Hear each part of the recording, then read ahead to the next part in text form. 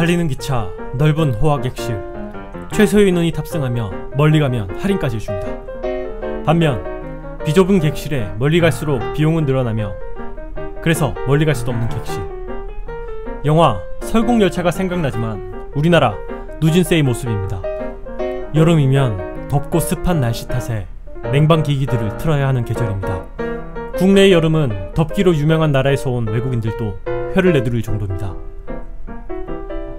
온도 계상 온도는 국내가 낮을지 몰라도 습한 기후 탓에 체감기온은 더 높은 이유죠. 예전부터 있어서 너무 당연해 있고 있는 누진세. 이 누진세와 누진세의 부당함과 싸운 곽상원 변호사에 대해 알아보도록 하겠습니다.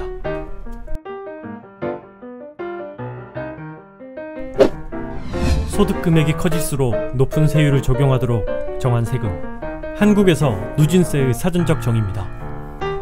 전기세는 사실상 세금이 아니라 전기요금이라 불러야 합니다. 하지만 현 시대를 살고 있는 사람이라면 전기요금에 대해 자유로울 수 없기에 사전에서도 전기세는 전기료를 일상적으로 부르는 말로 정의되어 있습니다. 그래서 전기료가 비싸서 민영화해야 한다는 주장은 상당히 위험한 주장일 수밖에 없습니다. 민영화 사례 중 초기를 제외하고 가격이 내려간 사례가 없기 때문이죠. 누진세의 시작은 박정희 집권 시절로 올라갑니다. 1973년 오일 쇼크로 인해 경제에 큰 영향을 입을 당시 석유를 사용한 화력발전이 전기 생산의 대부분이었습니다. 기름 한 방울 안 나는 나라에서 전기를 아껴야 한다는 취지로 일반 가정에만 누진세를 적용했습니다. 2차 오일 쇼크를 계기로 12단계로 세분화 이후에 정권이 바뀔 때마다 변동했습니다. 노태우 4단계, 김영삼, 김대중 7단계, 노무현 최저단계 대폭 인상 후 18.7배에서 11.7배의 6단계로 구분됩니다. 현재 노무현 정권의 누진 비율이 그대로 적용 중입니다. 재미있는 사실은 소득 대비 전기세가 세계에서 가장 싼 국가 중 하나라는 사실입니다. 하지만 체감할 수 없는 건 누진세 때문이죠.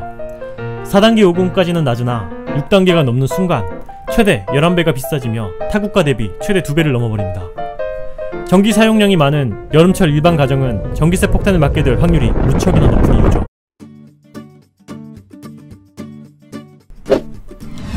(2012년) 이 누진세에 대한 공약을 내놓은 정치인이 등장합니다. 바로 박근혜. 누진세의 아버지 박정희의 정책을 완화하겠다는 공약은 빛 좋은 개살구 뿐이었습니다. 실제로 그녀가 내세운 맞춤형 공약의 대부분은 폐기되었습니다. 하루 3-4시간만 에어컨을 틀면 전기료가 많이 안 나온다는 에너지자원실장의 인터뷰. 부자 감세와 전력 대란이 우려된다며 폐지 불가 입장에 박근혜 정부의 변. 당시 뉴스에는 전기 사용량 급증으로 대규모 정전 사태를 경고하는 블랙아웃 뉴스가 많았습니다. 그녀의 공약 중 그녀가 지켜낸 건 슬로건 하나, 내 꿈이 이루어지는 나라. 연일 한전의 성과급 뉴스가 언급되었습니다. 3,600억대 성과급 잔치에 1인당 2천만원 성과급 수령. 한국전력 조한익 사장은 성과급만 9,564억원을 수령했다고 합니다. 미 경제지 포브스 100대 기업 중 세계 에너지 기업 중에 유일하게 한전이 선정되었습니다. 이 누진세가 위헌이라 주장하는 사람이 등장했습니다. 바로 곽상원 변호사. 2014년 8월 누진제 요금제로 인한 소비자 피해 소송을 진행한 곽상원 변호사. 노무현 대통령의 사위로 알려진 그는 경선 당시 안희정 후보를 비난해 주목받기도 했습니다. 국내 최초 한전 전기요금 정책에 소송한 인물. 2016년 1월 첫 판결이 나올 예정이었으나 명확한 연기 사유 없이 판결 전 선고가 2월로 미뤄졌고 2월 판결 역시 직전 선고가 밀렸는데 담당 판사들이 모두 바뀌었다고 합니다. 가정용 전기요금에 부과하는 누진요금제로 대기업들의 배를 불리고 있다는 점. 물건을 많이 사면 할인해주는 경우는 있어도 구매 억제를 위해 징벌적 요금 부과는 없다는 점을 들어 전기요금제의 위헌을 주장한 인물입니다. 그리고 그는 최대 11.5배의 높은 누진율을 문제 삼으며 누진체계를 지적했습니다.